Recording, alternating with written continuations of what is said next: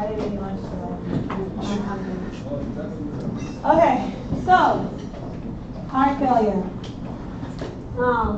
We're gonna go over these meds, and then the next one that we have is angina, and then after that we have the heme lecture, which is currently 106 slides, I think. So I'm trying to get that down to like a lot less than 106. So I don't know if I can make it 30. I'm gonna try, but I don't think I can make it 30. So I will post that one. It'll be up by this weekend because I'm just gonna stay here tonight to work. So we will get that up for you. I also put up that, was it right here or over there? I think I posted the study sheets. You have those up as well. And then that memory jogger thing, I put up those slides also. Okay? Did I owe y'all anything else right now? All right now. Okay. Heart failure. So these meds, we've seen them, most of them. We're going to talk about them again. There's some things that I'll point out. So I'm not gonna like go into the like a lot of detail about them. You're gonna see your ACEs and our ARBs. We're gonna see our beta blockers again. We're gonna talk about diuretics, further like differentiate some of those, and then a couple other meds that are gonna be sprinkled in, okay? So if you need me to like slow down or go over something again, because I'm not gonna repeat the things that y'all have now seen almost 3 times on some of these, okay? So if you want me to like explain something again, just be like, can you explain that one more time and I'll explain it again, okay? All right, so heart failure. When we're looking at this, make sure that you're understanding what your ELOs are, right? When you're studying, always look at your ELOs so that you know what you're trying to go over. Pathophys, not a whole bunch. I'm gonna lay it down so that you can see kind of where our meds are working and why they're doing what they're doing. When we're talking about heart failure, just my heart isn't working how it's supposed to. It's not compensating how it used to, right? It's failing. So all of our drugs are going to be targeting things that are dealing with what our heart typically would do. My cardiac output is reduced, right? Most of these situations. So I'm going to try to increase that because it's weaker, okay? Not as strong as it used to be when we're saying heart failure. It is failing, okay? So normally, essentially what we would have is my heart would have some type of reduced cardiac output. And so my body is going to say, hey, I need to compensate for that. I need to fix it. I need to make it work so that I can meet the demand that my body has for this oxygen or whatever the physical activity is that I'm doing. That's usually whenever you're going to see your body say, okay, I need to compensate so I can stay up. Supply and demand, right? So let's kind of think about that idea. When you're looking at this, if you have an increased demand, your heart rate is going to go up. When your heart rate goes up, usually the contractions are going to be a little bit more forceful, and then you're going to see that preload and that afterload also change, okay? And then I have a little picture to kind of help us remember preload and afterload. But essentially your preload is what, like the amount of drugs that is in those ventricles during diastole. And then whenever you're looking at your afterload, that's the resistance that your heart is going to have to overcome whenever it squeezes again to get that blood out to the body, okay? So think about your preload is like how much volume or blood is in the heart. And then when you're thinking about your afterload, thinking about how much is there that like I'm gonna have to push out to get it to my body from that left ventricle. Like how much and how forceful am I gonna have to squeeze, essentially, okay? So because my cardiac output is down, I'm going to try to compensate is what the heart is supposed to do, okay? So we've seen this slide before. Your blood pressure, we were talking about our cardiac output times the total peripheral resistance or our TPR.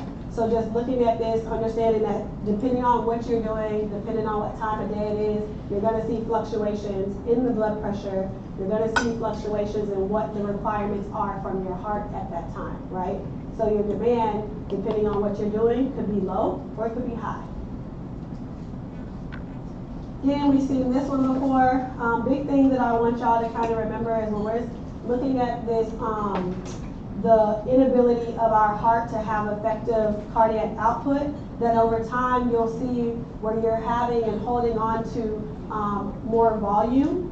And so you see not only that fluid overload with the edema, but you'll also see where you're having that residual blood in the heart, and so eventually it starts to continue to stretch and remodel, right? Because now it's used to holding more fluid. So when that starts to happen, that's when you start to get sometimes irreversible damage to where now you're going to end up in heart failure. You have acutely compensated heart failure and all those things happening to you, okay? I don't need you to remember these equations again. It's just to let you know that, like, we're talking about the lack of good cardiac output and eventually how this leads to and contributes to a person being in heart failure, remodeling, because the heart is going to get stretched. You have edema, sometimes pitting like this, right? When we look at our survival rate for these patients, somewhere around 50% of these patients will end up dying because they end up having heart failure, or they'll have some type of arrhythmia that occurs because we can't correct that cardiac output. Okay, so if they choose not to get help, it definitely doesn't look good for them. So I took what we just said and tried to make like little pictures out of it so that you can kind of see it as you're following it. So we are trying to keep our body in homeostasis in several different ways, right? So this is two different feedback loops that we try to, or our body has, to keep our cardiac output where we typically want to see it. So you have the autonomic feedback loop, and then you have your hormonal feedback loop, which we already talked about, which is RAS, our RAS system. So if I have this decreased cardiac output, when I'm looking at my autonomic feedback loop, I have a decreased cardiac output. So I'm going to see an increase in my sympathetic activity because it's trying to get my heart rate to go back up. I want it to go back up, right? So increase in sympathetic activity, heart rate going up, contractility is also increasing, tone is increasing, right? Resistance is going to be increasing, and therefore I have an increase in my cardiac output, all right? Oh, you scream for that? What are you doing? Okay. Our hormonal, right? So when we're looking at our aldosterone or our RAS and our angiotensin, or angiotensin, you see that you have a decreased cardiac output. So therefore, I'm not having as much blood, right? When I do my squeeze, not a lot of blood is going to get to my body where I need to go, okay? So I have decreased renal blood flow, and therefore my RAS system is like, wait a minute, right? So you're going to see an increase in your renin, in your angiotensin 2 to cause that vasoconstriction, which will then increase your blood pressure, and therefore you're going to see that heart rate go back up again. Okay? So these are our two compensatory mechanisms that we have to say, hey, my heart rate is dropping, get it back up. Okay? And then with this angiotensin 2, you see that as that increases, you see that you'll have an increase in your aldosterone and our antidiuretic hormone. So therefore, I'm going to start retaining more salt, more water. My fluid will increase again. My blood pressure is going to increase again, and therefore I can have more cardiac output because we go back to your equation. Okay. So this is a good summary thing for you to kind of look at. And make sure you're understanding your mechanism behind like all of our meds and how they're going to work. So quickly with our pathophys, we already talked about heart failure, right? So I'm not meeting the needs that my body is requiring of me, and therefore my heart is starting to fail. In your patients who have chronic heart failure, we categorize them in different categories. So before we had HFpEF, and we only had HFrEF. Now we have the mildly reduced ejection fraction that is added as well. It's kind of like the newer kid on the block. So when you're looking at your HFpEF, that's where their ejection fraction is greater than or equal to 50%. Your mildly reduced, they're between 41 and 49, and then your reduced ejection fraction is when they're less than 40. Okay, so all of these essentially are just saying that, like, hey, I don't have enough blood leaving my heart every single time that it contracts because my heart is failing. So therefore my cardiac output is decreased and I'm not getting as much out that I need, okay? And then your acute decompensated heart failure, essentially when you have these patients, they have heart failure, but there's something that exacerbated that event for them at that time. Usually they're going to be hospitalized because most of the time they're symptomatic, You're going to try to diurese them as much as you can to get fluid off of them so that they can kind of get some of their ejection fraction back up. This is a very interesting thing to see treated in the hospital, because this is one of those instances where, when I was telling you, sometimes we'll diurese a patient until they have that AKI to try to get all of their fluid off of them. So remember, in your patients, if they ever get diagnosed with heart failure, that they know what their dry weight is, and that you as a provider know what their dry weight is. Because whenever they have an event, or if they end up in acute decompensated heart failure, they're going to be very wet. They're going to have so much fluid on them, and you need to see, hey, where am I, am I close to getting to the end of diuresing them? And sometimes, if people start to retain a lot of fluid before it gets very bad, you can send them home and they can know when to diurese themselves. So they will weigh themselves, and you'll put on their prescription, like, if your weight is up to this, then you're going to take this with your diuretic today, and for this many days until your weight gets back into this range. So that way they're not coming into the hospital every single time, okay? So dry weight is very important, because whenever they feel themselves kind of getting wet, they can then weigh themselves, and then they can treat themselves at home sometimes. They don't always have to come in for you guys to take care of them. When we're looking at our compensation, again, we're compensating so that we can get that good cardiac output, meet the demand that our body is requiring of us. So purpose essentially is to make sure that we are activating these systems when we need them to be activated. But in heart failure, we are not able to properly activate them, so therefore we're starting to harm the heart. Remodeling starts to happen, and then it's not functioning the same exact way as we used to seeing it function. Okay, so these are, again, some more compensatory mechanisms that we have. The Franklin-Starling mechanism is one that we're going to go into a little bit more detail about. But then you'll also see, when these things happen, our heart will continue to try to compensate, which is great if it's short term. But when it continues to happen long term, that's when we have our remodeling, which is not great for the body. And then you see your activation of our systems that we talked about before. We were looking at our RAS system and the sympathetic nervous system, trying to just get that heart rate to kind of go back up again. When you're looking at this Frank-Starling mechanism, essentially what this is allowing for your heart, or the left ventricle, essentially to have a better cardiac output. And we'll look at this picture and it kind of makes more sense.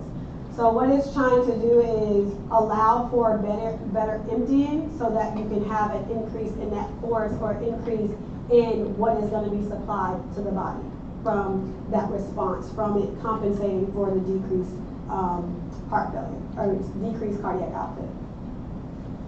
So this is the picture, and I'm just going to briefly go over it because I'm not asking you a question about this. I just want you to understand that it's a compensatory mechanism.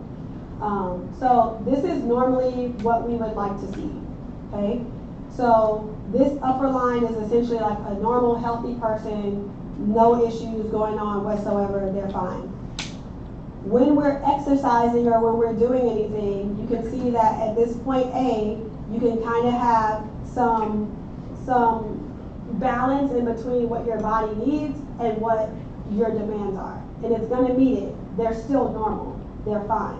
When we have a person who ends up having heart failure, this ability to stay in the red gets shifted more to the right, and then it continues to progress until they end up in like full-blown, essentially, heart failure. Okay, so that's where you see your blue, and then your shock is like they're on their way out. Okay, not good. We don't want to ever be in shock. Okay, so here the idea is I'm normal, I'm more depressed, and then I'm in shock. If you have a situation where you're worried about like just increasing that stroke, like the strength of the pump, then you can give them an inotrope, and then that will increase the force at which the heart is pumping. Okay? If your issue is more of like the arteries are constricted or anything like that, then I can give a vasodilator, and you'll see over here that now I have more, it's relieving my filling pressure.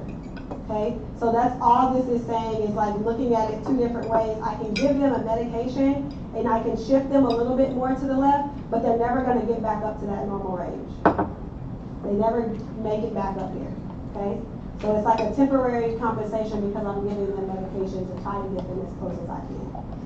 All right. This is just showing you remodeling and over time kind of what happens. You're trying to, it's a muscle, right? If you go to the gym and you're working out all the time, your muscles are going to get bigger. The same thing with our heart, right? Just remember that remodeling is not a good thing. We don't like to see it. It is something that does happen over time if we continue to stay in this disease state without getting our medication. So we'll definitely probably go over this, and we will go over this in more detail in some of your other classes. So this was just the vicious cycle that I was telling you about, right? As you continue to have that decreased cardiac output, your body compensates, and it keeps trying to compensate, and you keep working out that muscle, and then over time, everything kind of is like, okay, your heart starts to get destroyed, and then that heart failure will occur, and then they will potentially get worse if they don't get treatment. So this is all if they're not getting treatment. You get treatment, you can kind of help prevent or delay how long some of this will happen in your patients. I was going to say something, I forgot. So that means it's not important. Drugs. All right. So when we're talking about our medications, they are very good medications, same medications that we know work now for hypertension, when we're just talking about diuresing a patient in general. But what we're trying to do is prevent remodeling. Remodeling is one of the biggest things that we have going on, and we'll do this by affecting that inotropy. So looking at your beta blockers and looking at your angiotensin blockers, where we kind of will see a lot of that being blocked, right? Because we're blocking the aldosterone when we're looking at that angiotensin. And then looking at the hemodynamics being improved, or the symptoms being improved. So think about fluid being on your body, and I don't know if anybody has ever gotten fluid overloaded, but it's the most uncomfortable feeling. And I now sympathize with people who have like heart failure and they go through it. So when I was pregnant, they had me on IVs and I got like way too much fluid. It's fantastic. And so I had sitting edema on my legs, and I gained so much weight after I delivered my kid, not before. And I was like, something is wrong. So I go back. And they were like, oh, they had you, you know, you were trying to have the kid for so long, and they had me on IVs for so long that it overloaded my body. And the pain that I just felt in my leg, it feels like if you're overfilling a balloon and it's trying to pop, but it can't. And it itches everywhere. And I was like, is this what these people, like, this is how they end up in the hospital? Because it's like, what else do you do? Benadryl, none of that works. It's just like pure pain until all the fluid comes off. So a lot of patients are going to come in because they're going to be very uncomfortable, and it's not fun. And then think about breathing. Luckily mine was just in my legs, but some of them have it also where they're getting a lot of that fluid also around their heart. So their heart is trying to work a lot harder. You're short of breath. They can't breathe. Okay, so it's very, very serious. And if they don't get help and we don't diurese them, some people can kind of tumble down from that point. Okay, so we have our vasodilators that can also help in more serious conditions, or if they're not responding to some of our other meds, we'll use digoxin, which we'll talk about. And then ultimately what we're trying to do is prevent them from having an arrhythmia, because sometimes this is what ends up, depending on what type they have, this is what can make them die. Okay? So this is what leads to death for these patients. Very slow disease that continues to progress over time that we're trying to stop. All right. When we're looking at this, from this slide, I just want you to know that there's a stage A and there's a stage B. When we're looking at stage A, these are your patients that are at risk for heart failure. Okay? So they don't have heart failure yet. There's probably some type of underlying disease that keeps causing them to have a decrease in their cardiac output. That's all you need to know. Don't worry about all the other things, right? If I have hypertension, manage my hypertension. If I have any other type of underlying disease, manage that first, okay? And then your pre-heart failure, or your stage B, in these patients, we're gonna start using meds, right? So in these patients, you have your ACE or an ARB, and remember we're picking one or the other. You have a beta blocker, And then depending on how bad they are, they can have sometimes a pacemaker inserted at this point because they can't keep that cardiac output up. Okay? So that's the big idea from this side. At risk, I'm just trying to figure out what is the underlying cause here. Is there some other disease state that I need to treat, bless you, to kind of help them not have this decreased cardiac output? And then your pre-heart failure is going to be, or your stage B, the ACE or R, beta blocker, and potentially putting in a pacer for them. Now, when we talk about implanting devices with your patients, they have to agree to it. You can't make them. Okay? So talk to them, educate them so that they know the importance of having it, right? That is your job. Don't look like this. You're supposed to try to help them. Now, some people are stubborn. My grandmother lived like this for 25 years after they told her she needed to have surgery. She's like, I'm not doing it. They cut on me, I'm gonna die. And she lived to be 89. And that's how she died. She was right, but I was like, girl, you could have got that little thing that they told you, and she wouldn't take any meds. She took absolutely zero meds either. Not a great example. Older, huh? She was, I don't know how she did it, but, and she wouldn't be out of breath either, and I'd be like, man, like, she was a bigger lady too, so. I don't know. They were built different back then, I guess. Give me my meds when I come in. If I am in pre-heart failure stages, okay, give me all of the things. My ACE or my R, I want my beta blocker, and you may have to convince me, okay, to put in my implantable device. That's for my pre-heart failure patients, okay, stage B, okay? I'm just diuresing them as needed with my loop or my thiazide. Okay, so that diuretic is as needed. I may not always be fluid overload. I may not always need to be diuresed with a loop or a thiazide. Okay, and then when you're looking at your SGLT2, dapagliflozin, if you want to remember that as your other D, you can. But then you need to remember that there's empagliflozin. This is just a mnemonic that we came up with. If you don't want to use it, don't use it if it's confusing you. But that was like to try to help you guys remember, hey, I have these 4 things that I need. One of them is optional. Everything that is above this line is what you must have on. This is your GDMT, like you're trying to get them to that target. And everything that is below it is like as needed. If I'm experiencing symptoms, you're going to diurese me. I may not need diuresis all the time. Okay? I may not be carrying that fluid all the time. Yes. Are you seeing 4 drugs that you want all the time? Yes. When they are in that stage C, there was 4. These are the 4. Remember, if I was in pre-heart failure, typically I had the ACE and I had that beta blocker. So like looking at, where is it? This, right? I had the ACE, the R, or the beta blocker. So I had A and B.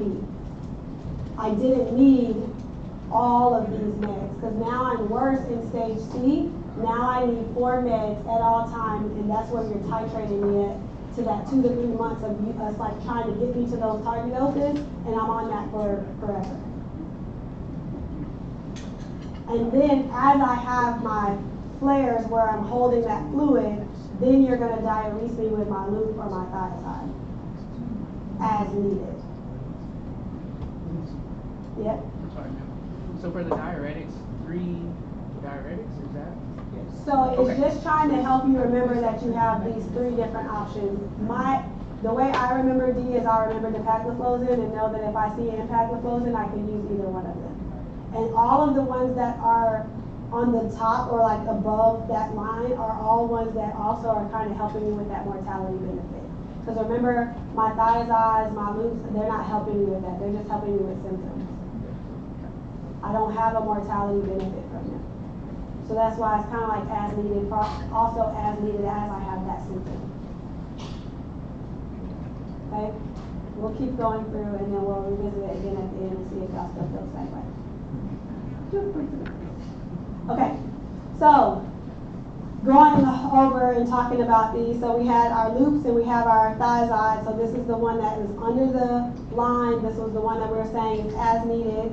Y'all talked about this yesterday when we were looking at our ceiling effect, making sure that we're understanding like, hey, as long as I see it working, and as long as you see that progression, but once you hit a certain dose, and I don't need you to remember the dose, but once you hit a certain dose, what you'll see is you're going to continue to give them that med and nothing is going to happen.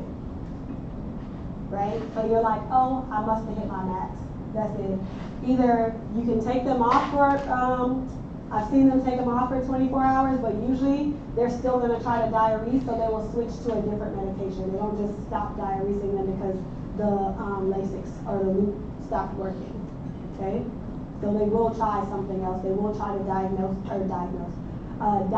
them with a different diuretic. Looking at your thiazide and thiazide light, you see that they're not very well used whenever we're using them alone. When I did my cards rotation, I did not see them ever try to diurese with this.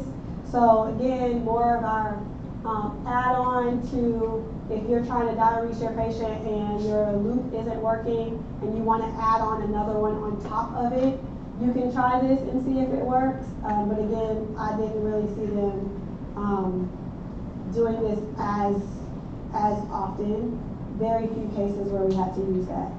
And then our low dose. So this again is titrated as they start to see the I's and O's. So you need to make sure that you're communicating with your nurse that they have strict I's and O's. You need to make sure that your drug is doing what you need it to do. And usually we're going to put them on that fluid restriction, right? Because we don't need any more fluid. We're trying to get rid of fluid. So it's not to say that you're not going to be like, you can't have water or anything to drink, right? But we're limiting how much we're giving them, okay? So please make sure that your part of the job is going to make sure that that patient's chart has that they need to monitor the I's and O's, but that it's also happening. You can put whatever you want, and sometimes the nurse on the floor may not see it, right? They have several beds that they're watching over. So make sure that when y'all are doing rounds and stuff, you're like, oh, let me check those and make sure that they're in there. And if they're not, be like, hey, this patient, we're trying to, diurese them. Can you make sure that you're getting those I's and O's? You don't have to be mean about it. They're working just like you are, okay? So make sure that you remind them if you don't see it in the chart. Also, if it looks really like they have for their eyes that there's only like 50 mLs and then there's nothing that ever came out and it's been 24 hours, you should be like, is anybody checking this? Like, is this accurate? I'm not trying to be rude, but like I'm trying to calculate like if we need to increase our dose or not, okay? And then the resistance, we talked about that, so just understanding that before you increase the frequency of giving something, we're gonna try to get a higher dose in first.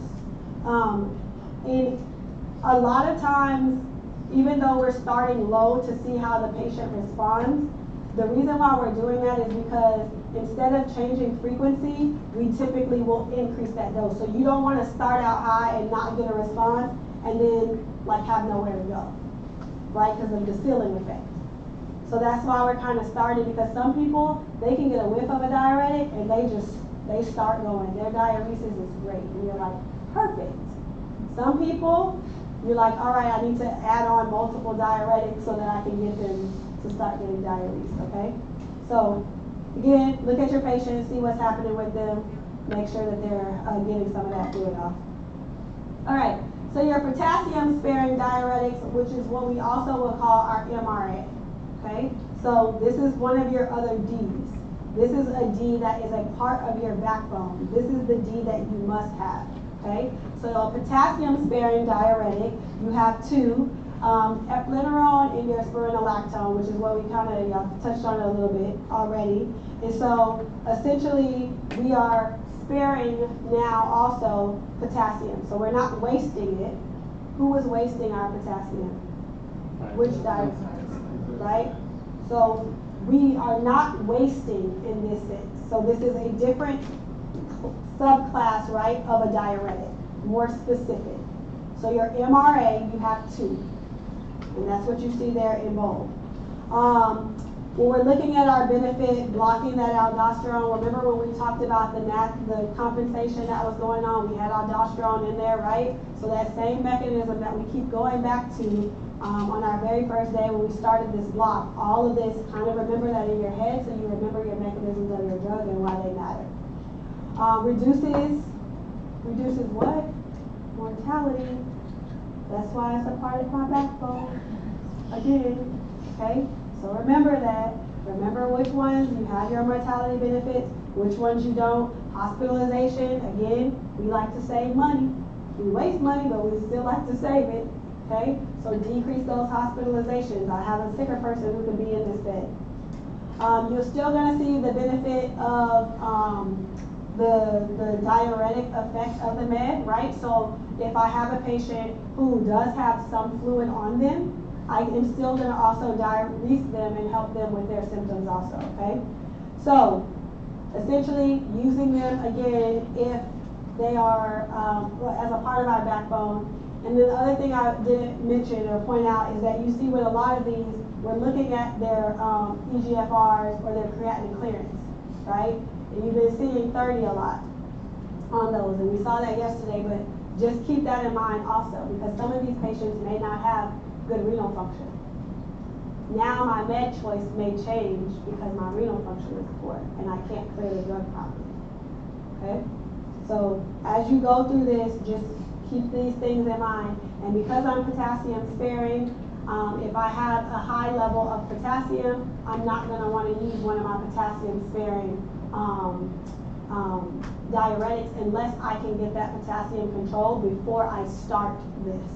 And figure out what the underlying cause is, if you can, for that high level. Because let's say I'm a person where I just have high potassium levels and there's nothing that's contributing to it, you can't put me on something like this and expect me to go home with it, right? Because why was my potassium high in the first place?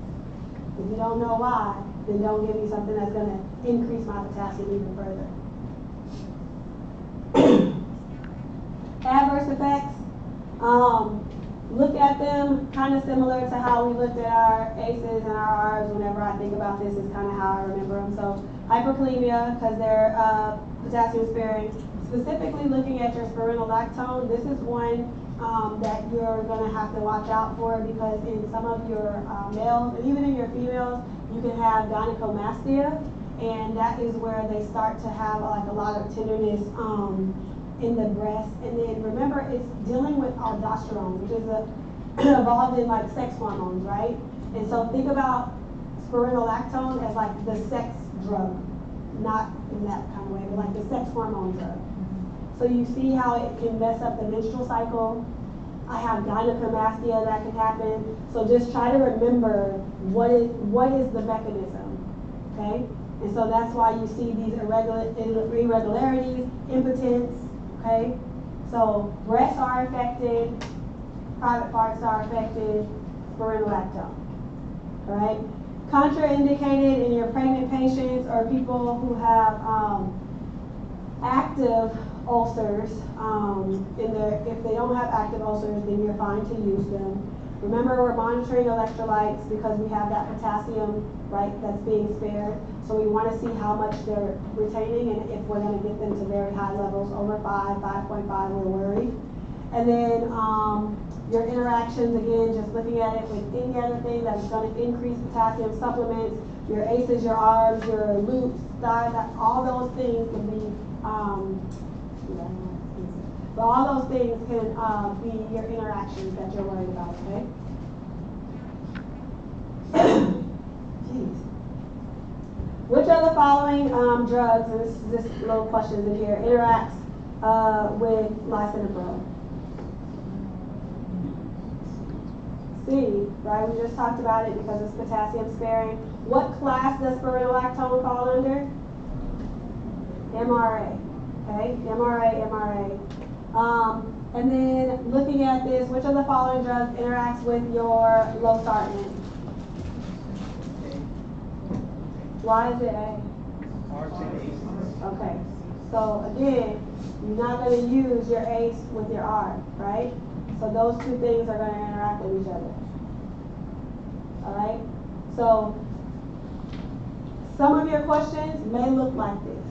But some of your questions, I may give you something where you're like, all right, what do I need in my backbone? Or I have these medications already on board and I'm trying to add something. Can I add that, or is that an interaction? Is it safe for me to add this? They're already on the ARB. Can I add this ACE? No, that's not going to be a good idea. I can switch them to that. but I shouldn't be adding it on to where they're taking two things together. So that's where your mind kind of needs to be. You got the basics, and y'all keep seeing them over and over again, just remembering how to apply them. All right, your SGLT2 inhibitor. So with this, essentially what this medication is doing, we're going to see this again when we go over diabetes, but it's decreasing the reabsorption of glucose. So it's causing more of it to be excreted because I'm inhibiting the sodium glucose co-transporter. All right, so I'm getting rid of more glucose. I'm urinating. When we talk about this, what we found was that it decreases cardiovascular risk. So that's why it is a part of the backbone, right? So if I can potentially stop an arrhythmia from happening, a heart attack from happening, a stroke from happening, you got it, it's on board, okay? So with these people who already have something wrong with their heart, we have now found that these are the pagliflozin and empagliflozin are the two that you typically will see used. We do have canagliflozin not used as much. I see a lot of the pagliflozin, but again, it kind of depends on what that person chooses to do, like the provider, which one they like better. Also, if somebody has insurance versus not having insurance, they're around the same price, but it's a little, I can't remember the difference, but it's a small difference. All right, looking at our precautions, we were talking about the pagliflozin. You're worried about bladder cancer. So the way that I try to remember this is, it's making me pee more, right? And I'm peeing out more glucose. I have to use my bladder to go to the bathroom, to urinate, okay? So I remember bladder cancer that way. This is the drug that's gonna make me urinate all of my glucose. I'm worried about my bladder.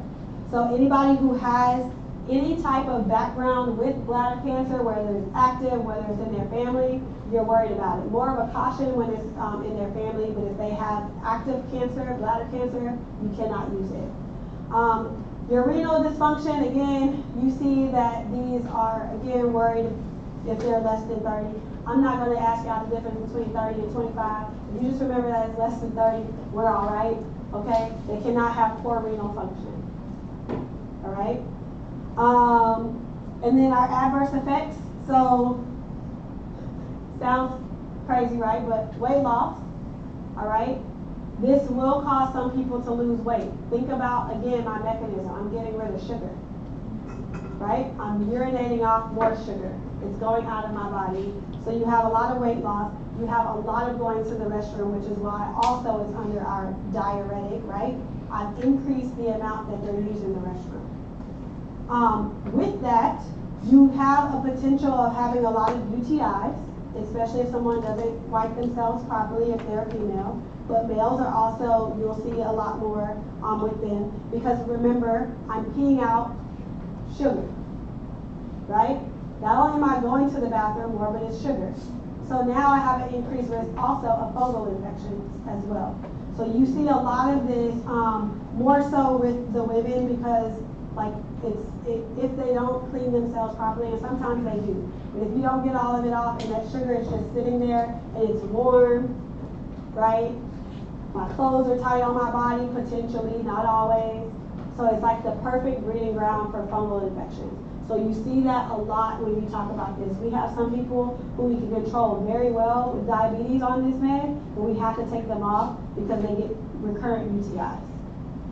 And they don't want to be on meds all the time for UTIs, because then you're giving the drug to give another drug, okay? So we try to switch it around and see if we can get an improved result, but most of the time we don't. So if your patient can tolerate it, we definitely want them to tolerate it and try to get them on it for as long as we can, right? So dapagliflozin, we're worried about our bladder. It's making us go to the bathroom more. We're peeing out our sugar. And then also looking at the fact that I have these adverse effects that are weight loss, great, cool, added benefit, but UTIs, right, fungal infections, not fantastic. And I'm going to the bathroom all the time. Another thing with this that we try to tell our patients is better for them to take it in the morning so that they're not going to the bathroom all night. Whenever we're diuresing a person, we don't care. We're giving them diuretics because we're just trying to get the fluid off. We don't care if they have to wake up to go pee. I'm trying to save your heart. go to the bathroom. Okay? Vasodilators. Have we seen these? Yeah. They back again. Relaxing the smooth muscles, right? So hydralazine, nitrates, nitroprusside. Those are the more common ones that you're going to use, so focus on those more, the ones that I have in the red box. All right, so when we talk about our hydralazine or our Vigil oral medication, remember combo medication that we have, this is one of the meds that we're kind of adding on if we can't get them under control with our GDMT. Like we have them on their max target doses, we're still not seeing what we want to see from our patient. This is us adding this on. Or if I try to diurese them, they have on these diuretics and they're still not working. This is like an add-on medication for those patients, okay? So that's the big thing that I wanted you to remember here. On this, for our African American patients, this one was one of the ones that we were adding on for our heart failure to help reduce morbidity and mortality. So this was a part of the regimen for that. So specifically when we're talking about heart failure and using our Vigil, this is one of the ones that race is that hydralazine is going to be added for those patients, for African American patients, okay? Looking at our nitroglycerin, again, we talked about this already. So essentially, we're relaxing that smooth muscle. Our adverse effects that we talked about, looking at the ICP, our clinical use. We're going to talk about warm and wet and all of these things. So kind of keep that in mind. You'll see it on the chart. I actually put the drugs on there, so it'll be a little bit easier for you to remember. So when we get towards the end, we're going to talk about warm and wet, wet and dry, and all the things, okay? So we're using this in our patients who have acute decompensated heart failure. We already talked about it yesterday, or sorry, the day before when we were talking about our hypertensive emergency. Oh, it's good. Sodium nitroprusside, same things that we already saw. I'm not going to repeat them to you. They're back. And then our inotropic agents. So when we're talking about inotropic, we're talking about the force, right? I'm trying to help the heart, like get rid of some more, get some of that fluid out. Like let's squeeze, let's get a good squeeze so that we can meet the demand that our body has. So helping with that cardiac output. When you're looking at this, these medications are used. Hopefully we don't have to use them often. When we talk about digoxin, it's a preference that is going to be on the provider. You're going to see some providers who love them, and some providers love it, and some providers who are like, ugh, I don't want to do the monitoring. Digoxin is work, but digoxin is a great drug. They love to ask you questions about digoxin on your exam, so just make sure you pay attention while we're talking about digoxin. We'll talk about it in more detail when we talk about in our next blocks. So when you're looking at this, long-term use of an infusion of a positive inotropic drug may be harmful and not recommended for our patients with prior symptoms or current symptoms of heart failure and reduced ejection fraction, specifically looking at our left ventricular ejection fraction. Okay. When we're talking about this, the reason why we're saying that is if you think about it, right, my muscle, if I'm continuing to work it, I'm making my issue now worse. We're typically using this in acute decompensated heart failure because it's acute. It's short term. We should be able to get our patient out of that stage. Now there are some times where we cannot, and that patient is now on palliative care. They're transitioning. They're going to pass away. We say transitioning sometimes, right? Instead of like, oh, they're going to die. We don't say that anymore. It's not nice. We're trying to be nice providers. So if they're on palliative care, this will help symptomatically for that patient. So that is why at that point, if we know there's nothing else that we can do, the remodeling that's happening to their heart is negligible, right? Like they're going to pass away. So that's why you see except in your patient who are on palliative care. That is if your patient agrees to it.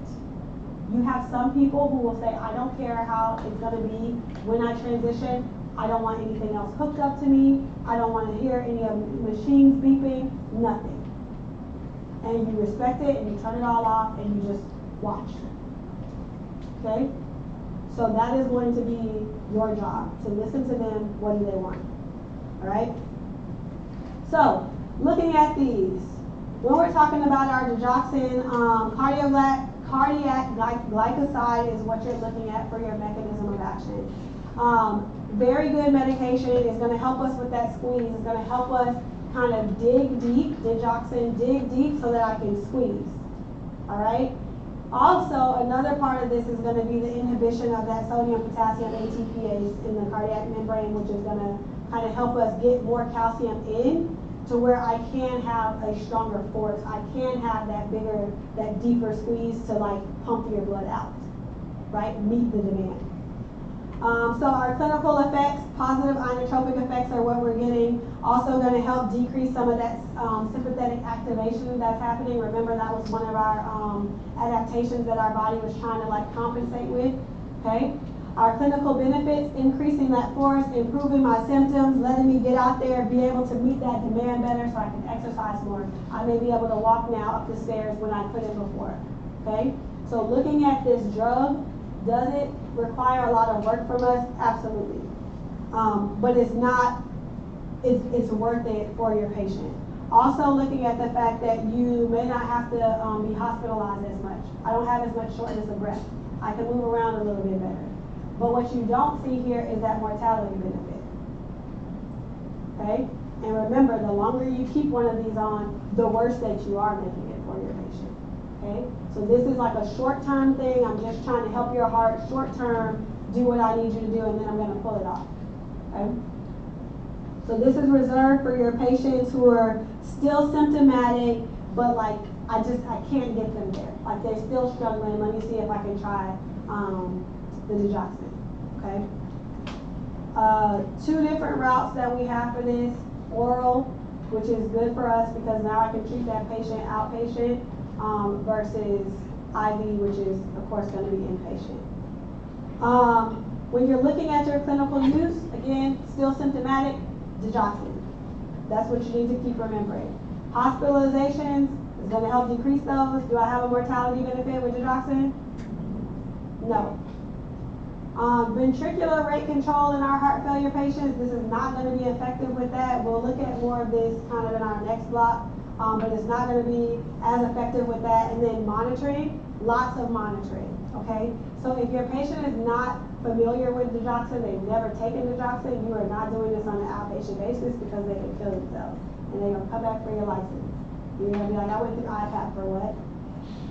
No, thank you, okay? So, I need to make sure I have my ECG, I have digoxin levels. So we're measuring for two reasons with digoxin. Digoxin is a neurotherapeutic index drug, right? We're measuring to make sure that I'm in that therapeutic window, but I'm also measuring to make sure that I'm not going outside of it, okay? This drug has, and we're gonna look at it, but it has a lot of like nasty toxicity side effects, okay? That can become a problem real quick. If you just so happen to get outside of that therapeutic window, because it's so easy to do with our therapeutic index drugs, we have a what's called Digibind, digoxin immune fab as the antidote. So let's say you pull a level and you like, oh crap, we are way outside. Usually your patients will be symptomatic. You have some people who they're still hanging in there, bless you, or they didn't tell you about their symptoms, okay? Digibind, you will have a protocol for Digibind. Just know that Digibind is your antidote to your digoxin. Okay? Digibind. All right. Mechanism of our dobutamine. So we have dobutamine, which is a selective beta-1 receptor agonist. Very residual effects on our alpha-1 and our beta-2. But you're going to see this used whenever we're talking about our patients in acute decompensated heart failure, but they're going to be cold and wet. So when we talk about like cold and wet, essentially what that means is that they have poor cardiac output. So my extremities are going to be cold because I'm not getting enough blood there, right?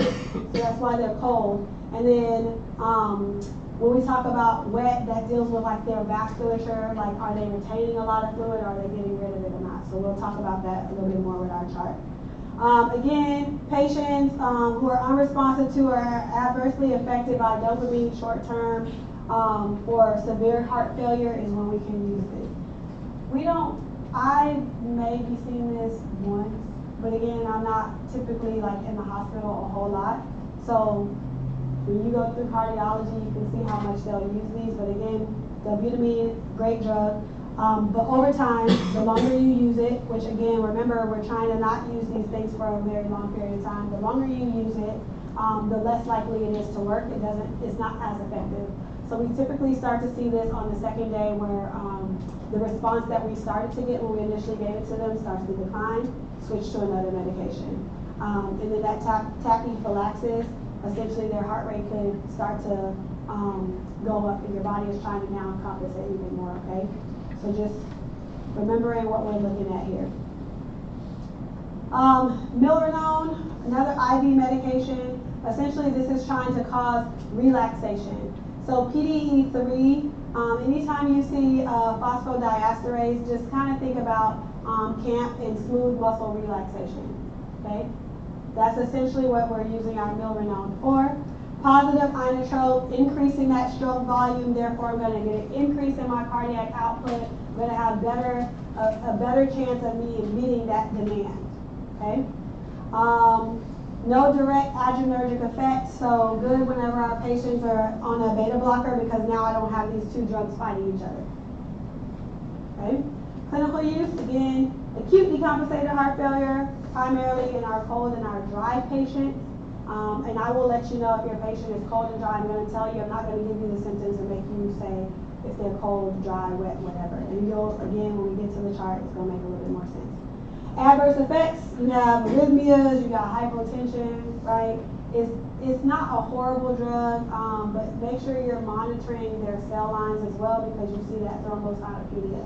So when you're getting your labs, if you start to see them creeping up, it could be something with this medication if it is on board, okay? Look at your patient as a whole, always. So if those labs are already elevated, this is also something that we're not going to want to start. Okay, so looking at our treatment, essentially our goals, make our patient better. Let's not impede on their quality of life as much as possible, reduce how much they're coming to the hospital, reduce that morbidity and that mortality, right? Make them comfortable. Eliminate the symptoms for me. I want to just be out there living my best life. I know I have heart failure, but slow down this disease progression if you can, okay? And that's what we're doing with our backbone. We're slowing down the disease progression for these patients. Non-Pharm, if they smoke, try to make them stop smoking. Some of these people are going to come in there and you'll be like, and you can smell it. Like you're still smoking. Yes, I am. You talk to them about quitting. Here's the quit line. Here we have patches, we have gum, we have the things, we have pills, and they're going to be like, that's great, I don't want any of that. And you're going to bring it up every single appointment. Okay?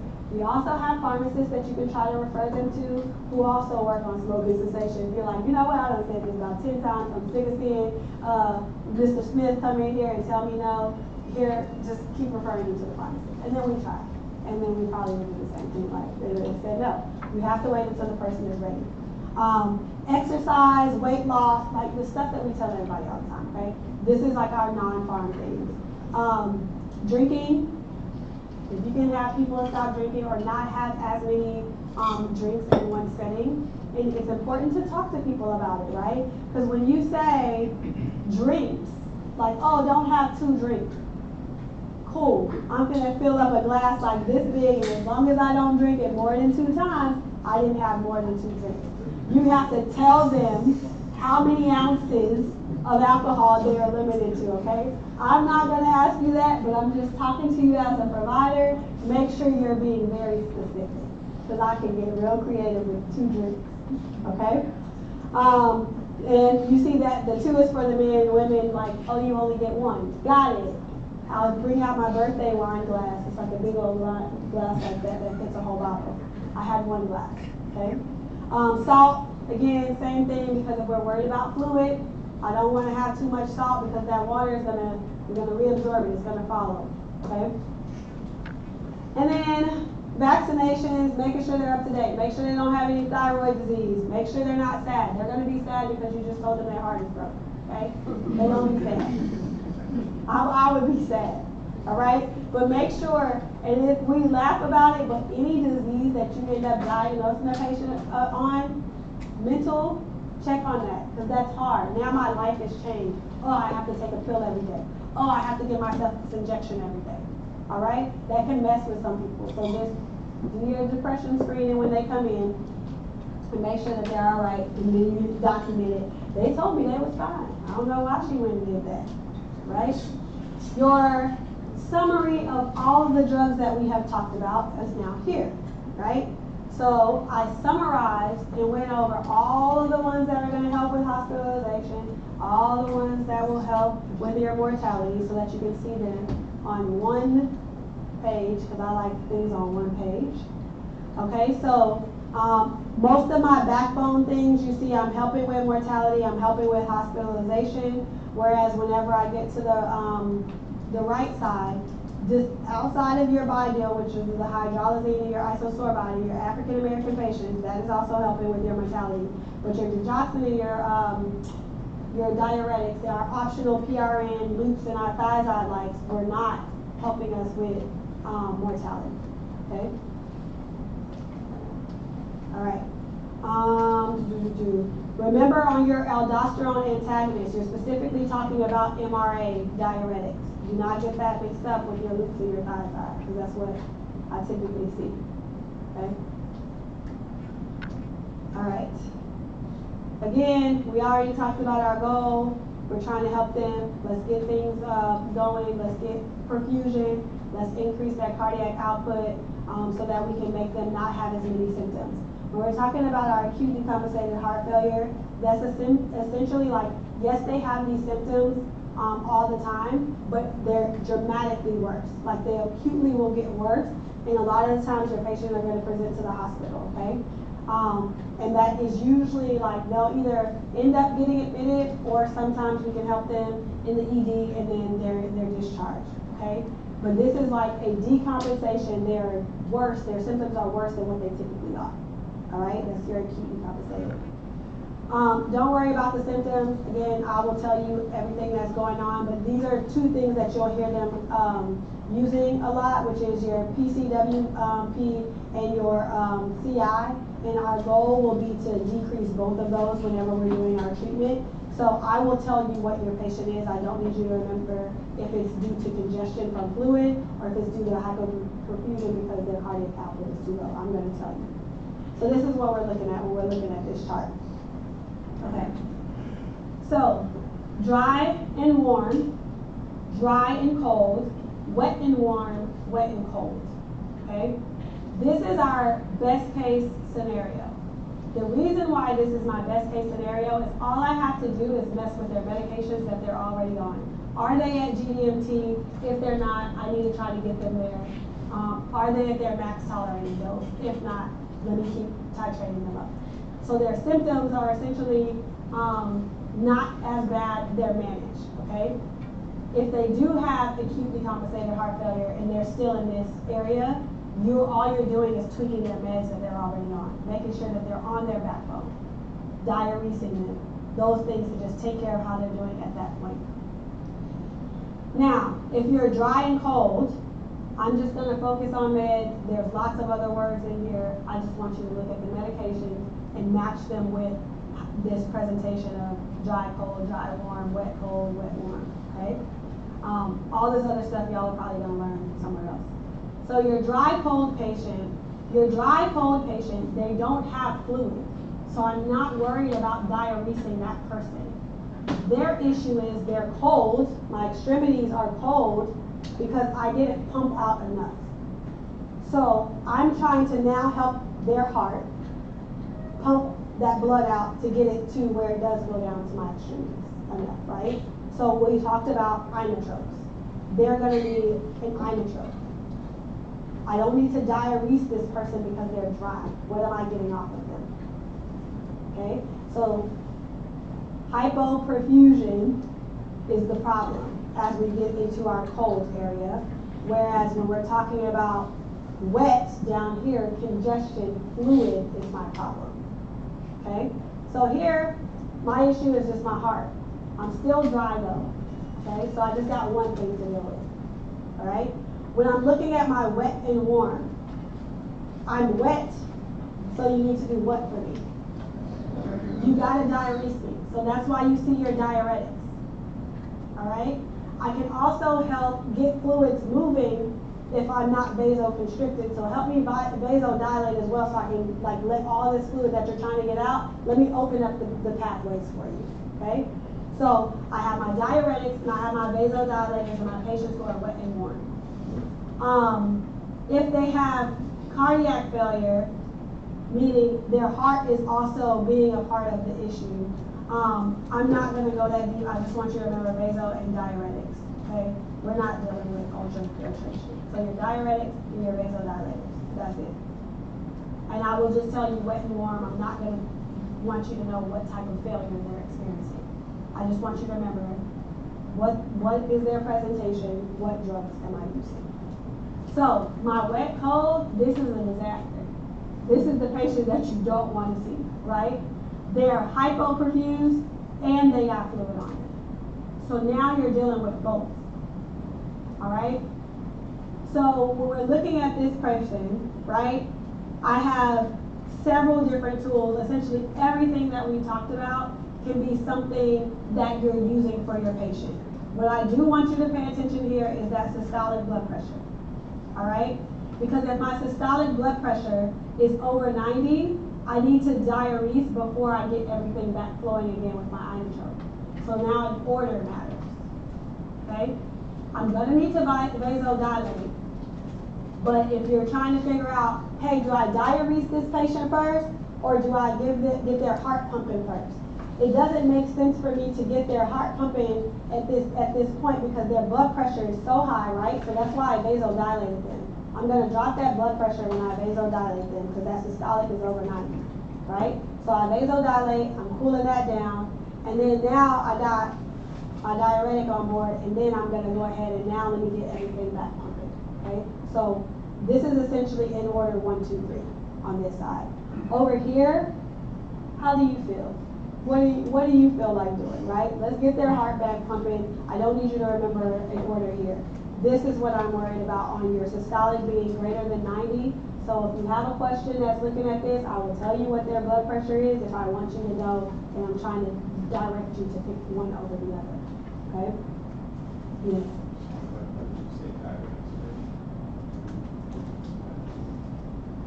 Diuretics after your vasodilator. What happened? Or I'll talk to you after.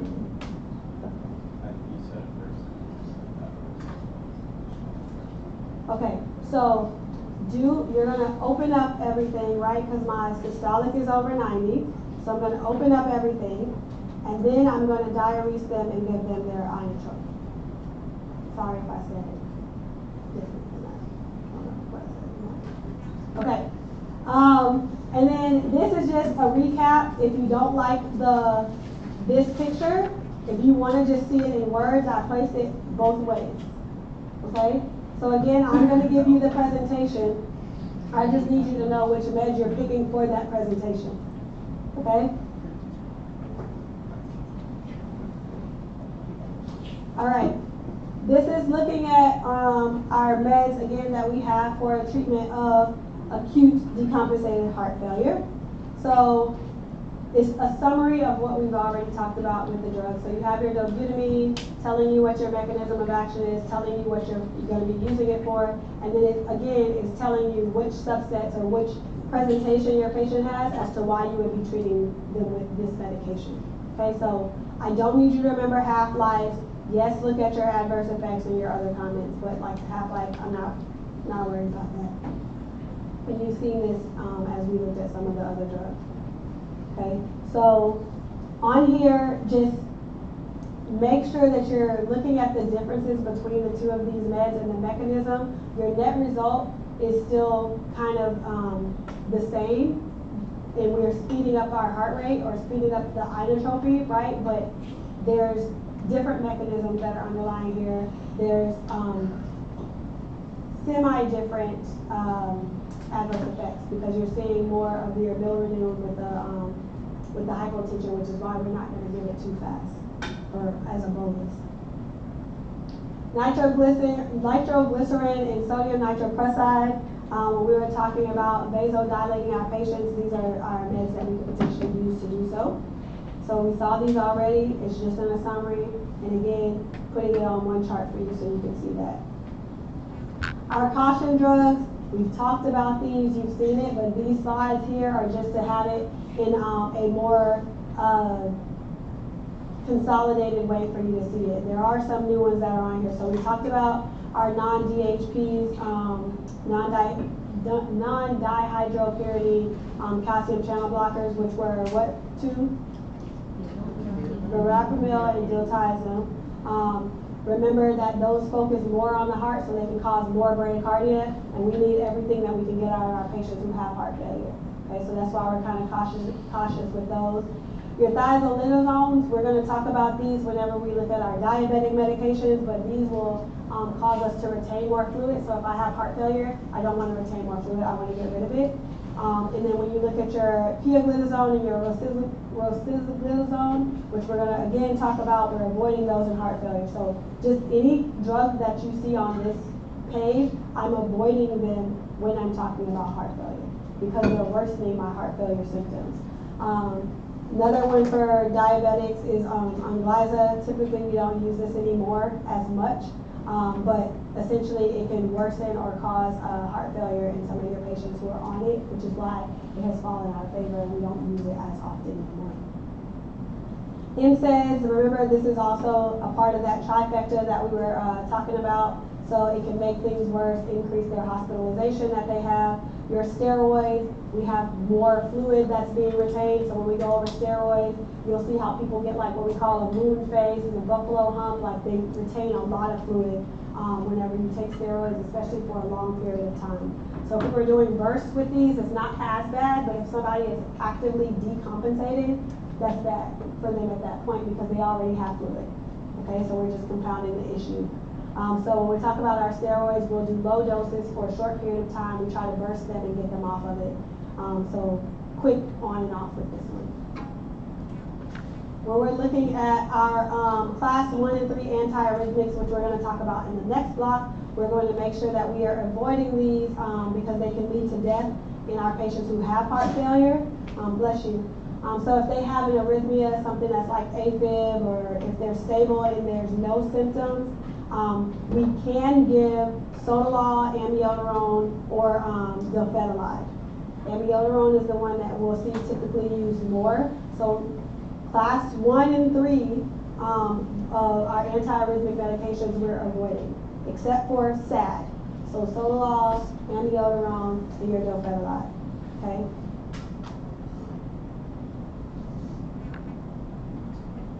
That's it. We finished it. I was trying real hard. 1 minute, Dr. Love, is all yours. Any questions? Y'all look like, I'm Back to the Future. When you get